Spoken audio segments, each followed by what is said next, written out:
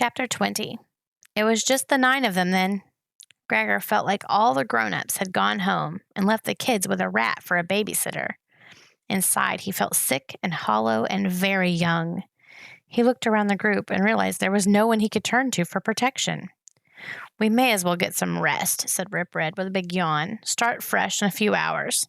He brushed some cheese crumbs off his fur, curled up in a ball, and was snoring loudly within a minute.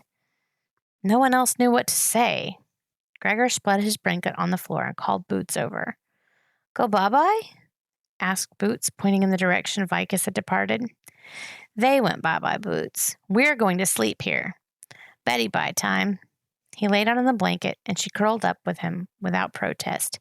Timp and Tick positioned themselves on either side of them. Were they standing guard? Did they really think there was anything they could do if Rip Red decided to attack them? Still, it was kind of comforting to have them there. Luxa refused to lay down. Aurora came and wrapped her golden wings around her. Ares pressed his black, furry back against Aurora's, and Henry lay at his feet. They could take whatever precautions they wanted to, but Gregor felt sure Rip Red could kill all 8 of them in a flash. He'll take out Henry and Luxa first, since they're the only 2 with weapons, and then just pick off the rest of us one by one, thought Gregor. Maybe Ares or Aurora could escape, but the rest of them were sitting ducks. That was the truth. He might as well accept it. Oddly enough, once he did accept it, Gregor felt more relaxed. He didn't have any choice but to trust Rip Red. If he could trust Rip Red, then he could go to sleep. So he let himself drift off, trying to push the images of striped spider legs and jagged rat teeth from his brain. What a rotten day it had been. He awoke with a start to a loud slapping sound. He instinctively crouched over Boots until he realized it was just Rip Red smacking his tail against the ground. Come on, he growled. "Time to get moving. Feed yourself and let's go." Gregor crawled out from under his blanket and waited for Marith to get the food. Then he remembered Marith was gone. "How do you want to handle this food thing?" he asked Henry. "Luxa and I do not serve food. We are royalty," said Henry haughtily. "Yeah? Well, I'm the warrior, and Boots is the princess, and you 2 are going to get pretty hungry if you're waiting for me to serve you," said Gregor. He was way over this royalty thing. Rip Red laughed. "Tell him, boy. Tell him your country fought a war so you wouldn't have to answer to kings and queens." Gregor looked at Rip Red in surprise. "How do you know that?" "Oh, I know a great many things about the Overland that our friends here do not. I have spent much time there among your books and papers," said Rip Red. "You can read?" asked Gregor.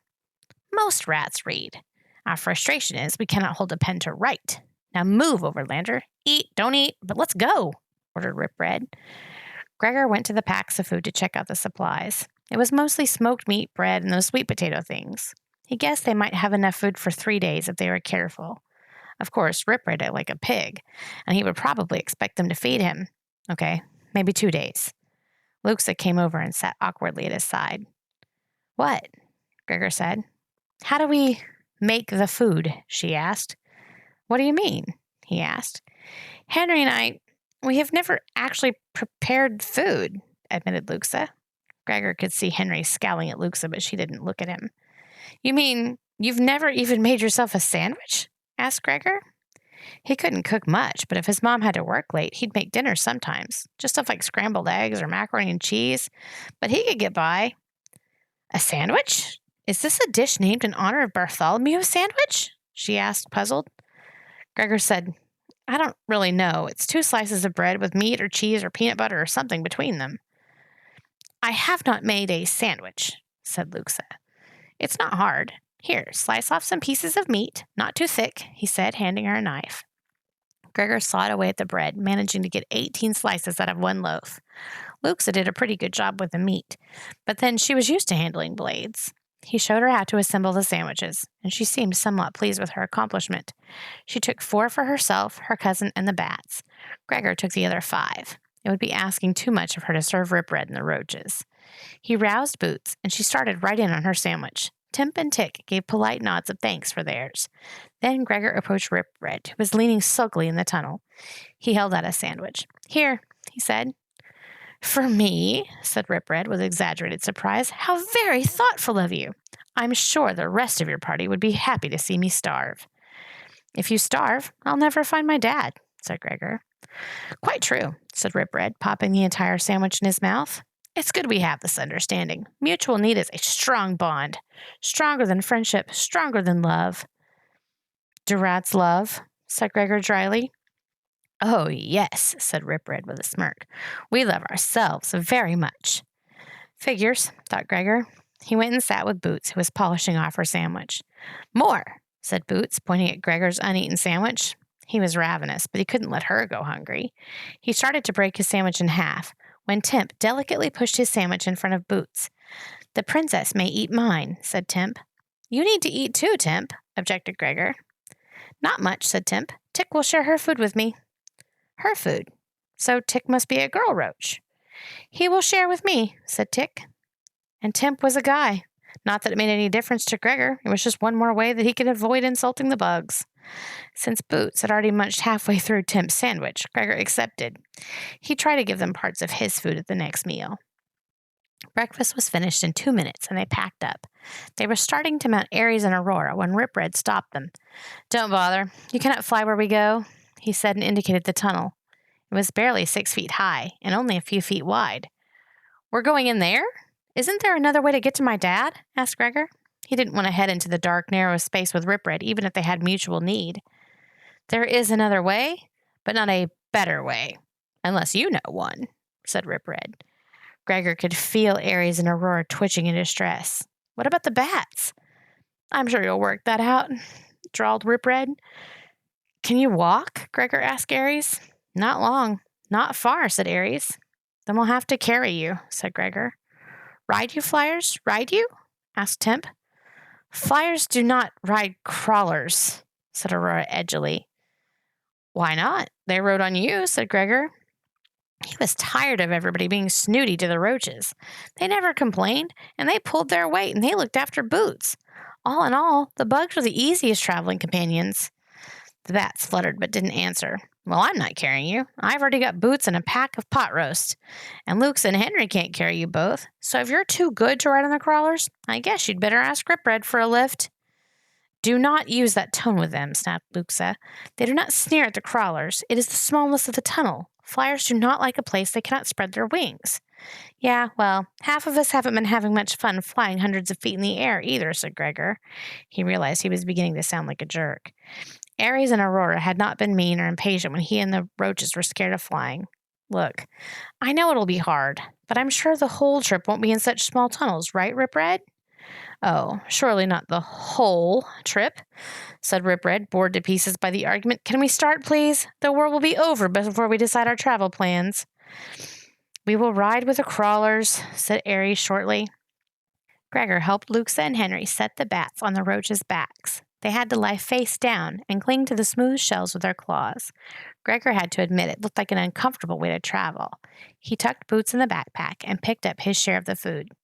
Okay, lead the way, he said to Rip Red.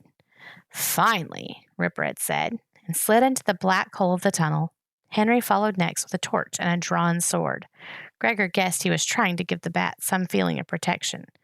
They went next, single file, on the roaches. Gregor waited for Luxa to enter the tunnel, but she shook her head. No, Overlander. I think it best that I cover our backs. Probably, said Gregor, realizing he still didn't have a sword. He went into the tunnel, giving Boots the flashlight to hold. Luxa brought up the rear. It was awful. Cramped and airless, with some foul liquid that smelled like rotten eggs dripping from the ceiling. The bats were stiff with discomfort, but the crawlers seemed at home. Ick, said Boots as a drop of liquid landed on Gregor's hard hat. Icky. Yeah, icky, agreed Gregor. He hoped the tunnel wasn't long. You could go crazy pretty fast in here. He turned back to check on Luxa. She didn't look happy, but she was managing. What means this icky? She asked him. Icky. Yucky. Gross. Nasty. Foul, said Gregor. Yeah, that describes well the rat's land, said Luxa with a sniff. Hey, Luxa, he said. How come you were surprised when Rip Red showed up? I mean, I don't really know this prophecy, but you do. Didn't you expect a rat? No. I thought one gnar beside meant a rat would be tracking us, perhaps even chasing us. I never imagined he would be part of the quest, she said. Vicus said we can trust him, said Gregor. Vicus says many things, said Luxa. She sounded so angry that Gregor decided to let the conversation drop. They trudged on for a while in silence. From the periodic splashes on his face, Gregor knew that Boots must be getting wet. He tried to put his hard hat on her, but it kept slipping off. Finally, he dug out some catch-cloths and tied them on Boots's head. The last thing they needed was for her to catch a cold. After several dismal hours, everyone was soaked and miserable. Rip Red led them into a small cavern. The smelly water ran down the sides of the place like rain. The bats were so stiff that Luxa and Henry had to lift them off the roaches and help straighten out their wings. Rip Red lifted his nose in the air and took a deep sniff. There, that has done much to conceal your odor, he said with satisfaction. You mean you took us that way just so we'd all smell like rotten eggs, said Gregor.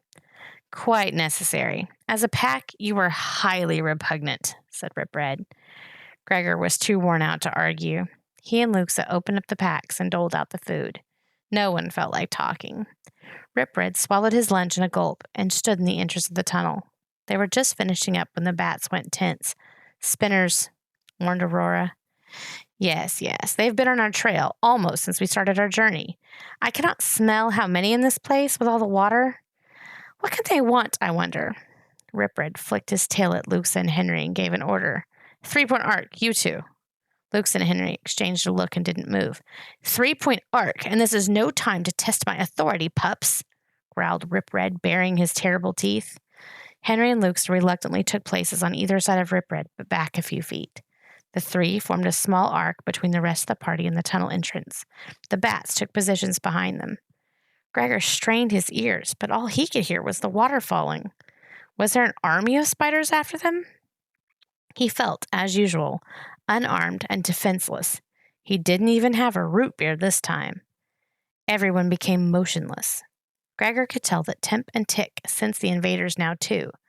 Boots solemnly sucked on a cookie, but didn't make a sound. Gregor could see the muscles rippling in anticipation along Rip Red's broad gray back as the spinners approached.